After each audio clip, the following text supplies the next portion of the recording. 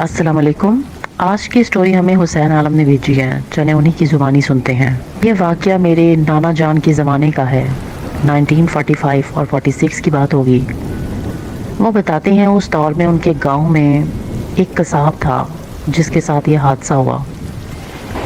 ये हादसा मैं इसको क्यों बोल रहा हूँ ये आगे चलकर आपको पता चल जाएगा। वो कसाब जिसका नाम सिराज भट्टी था, मगर सारा गांव उसको भट्टी कसाई के नाम से जानता था। उस टाइम मगरिब के बाद सब दुकानें बंद हो जाती थीं। लोग सब काम निपटा कर घरों को जाते थे और खाना खाया, इशा के बाद सो गए। सुबह जल्दी उठते थे। अब पट्टी कसाई उसका भी यही मामूल था। नाना जान कहते हैं कि पट्टी कसाई बताता है कि मैं सारा दिन गोश्त बेचता। अव्वल तो पीछे से उतना ही लाता जितना मुझे अंदाज़ा होता है कि रात मगरिब से पहले पहले बिक जाएगा, और बहुत थोड़ा चंद बोटियाँ बच जाती तो वो घर ले आता, मगर थैले में डालकर, क्योंकि उस टाइम शॉपिंग बैग्स नहीं होते थे।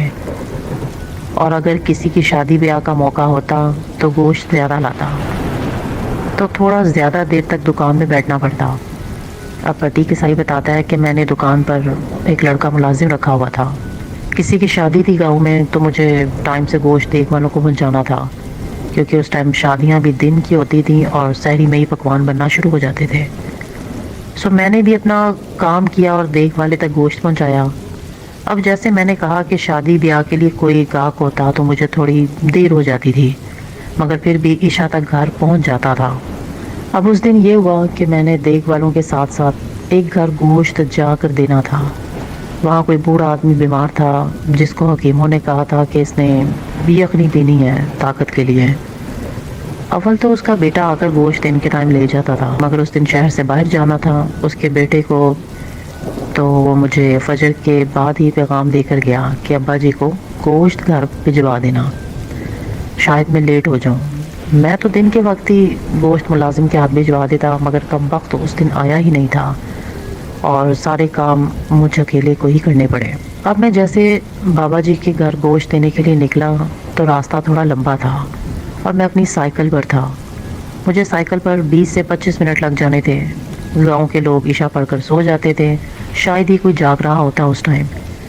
सो मैं साइकिल चला रहा था और इतनी देर हो चुकी थी कि कच्चे गोश्त से खून रास्ता ही जा रहा था और मेरी साइकिल के पीछे पीछे बूंदें गिरती जाएं, क्योंकि थैले में था तो कपड़ा कितनी देर जज्ब कर सकता था। सो आखिरकार खून गिरना स्टार्ट हुआ। मुझे अंदाज़ा नहीं था कि ज़्यादा गिर रहा है।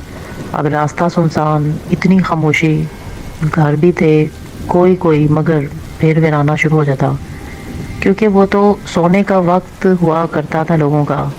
इतनी खामोशी में मुझे अपनी साइकिल के पहियों तक की आवाज़ साफ सुनाई दे रही थी।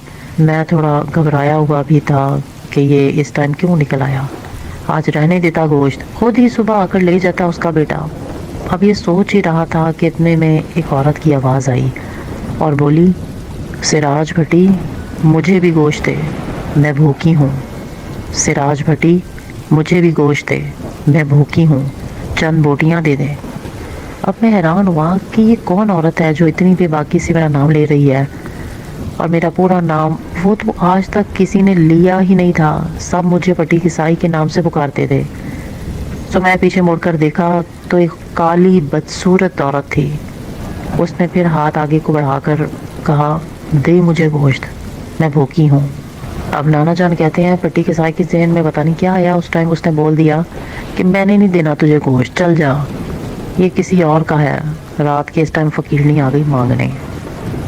फिर वो साइकिल चलाता हुआ आगे निकलने लगा। वो औरत पीछे से बोली, बहुत पछताएगा तू, मैं भूखी हूँ। अब पट्टी कसाई बोला, चल जा, बहुत से देखे तेरे जैसे मांगने वाले। अब वो कहता है कि मैं साइकिल चलाने लगा, कितने में देखा कि मेरी साइकिल के पीछे कोई बहुत भारी चीज़ आके बैठी है और साइकिल रुक गई। मैंने पीछे मुड़कर देखा तो वो बदसूरत औरत और भी भयानक हो गई और बंदर और रीछ से मिलती जुलती 4 पाँव वाली मखलूक बन गई मेरे सामने ही, जिसके मुंह पर खून लगा हुआ था। और साइकिल मेरे नीचे को गिरी तो सारा गोश्त ज़मीन पर बिखर गया। अब मेरे हाथ पांव फूल गए। मैं घबरा गया और चिल्लाता हुआ साइकिल और गोश्त वहीं छोड़कर भागा। मुंह में जो आया पड़ता गया और पड़ा वो भी भूल गया। बस भागता जाऊं, भागता ही जाऊं। इतना तेज़ भागा कि सख्त सर्दी में पानी की तरह जिस्म से पसीना निकलने लग गया। सांस फूल रही थी और जिस जगह आकर रुका वो गांव के चौधरी का घर था। चौकीदार ने मेरा शोर सुना तो आंखें मलता हुआ बाहर आया।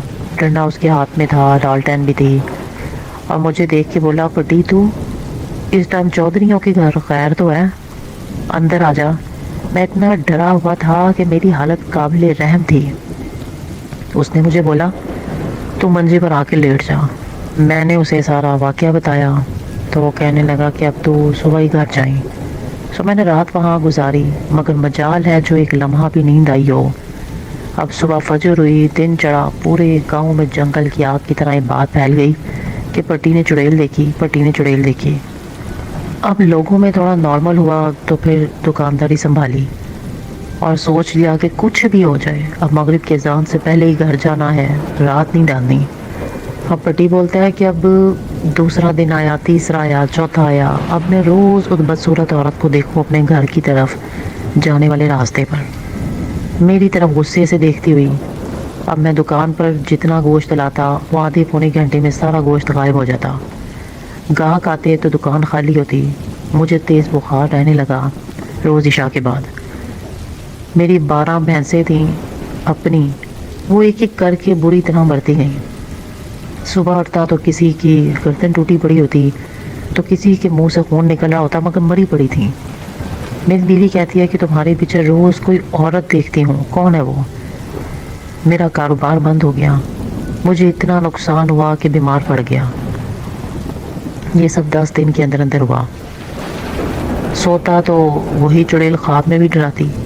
अब मैं तंग आकर गांव के चौधरी के पास गया कि मेरा कुछ करें, मेरा कुछ करें, वरना मैं तो ऐसे मर जाऊंगा, कंगाल तो पहले ही हो गया हूँ।